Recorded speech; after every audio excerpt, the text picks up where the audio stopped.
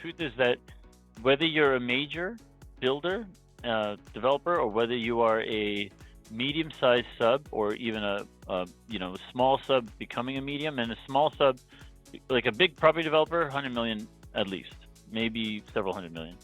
A small sub that still has 30 projects going is already 20 million in size.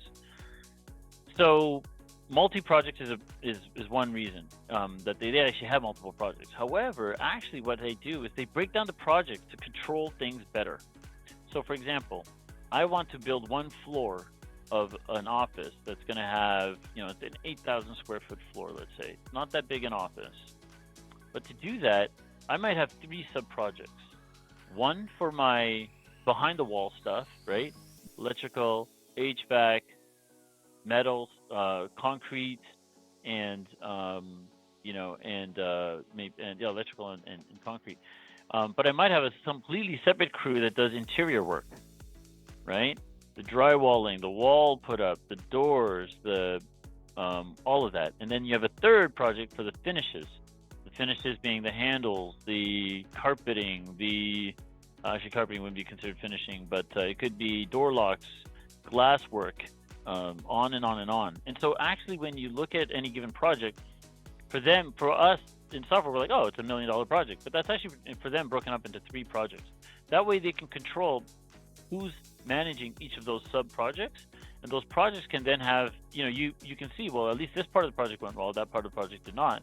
And so, and it's potentially a different person managing those projects, because it could be 3 different subs that they use. And so really, multi-project roll-up and multi-project management is critical. It's not an optional thing.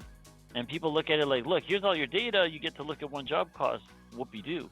I need to see the portfolio, because for me, the portfolio is the job, actually. And it's a mistake that a lot of people think there's not multiple projects. There's always multiple projects. And in fact, they will advantageously break down projects so that they can better control timelines, costs, lead times, and dependencies across the work. Awesome. And also, by the way, they will have crews, right? And so a crew might do 3 different job sites in a week. That same crew, so now I need to know, how did that crew do, right? So I know this site job is site 1, site 2, and site 3. Site 1's doing good, site 2's behind, site 3's a little over cost. Great. But how's that crew doing? Well, maybe that's a different job level, and I need to slice across those projects that way and see how's interior work coming along in general. Is that where I have my trouble?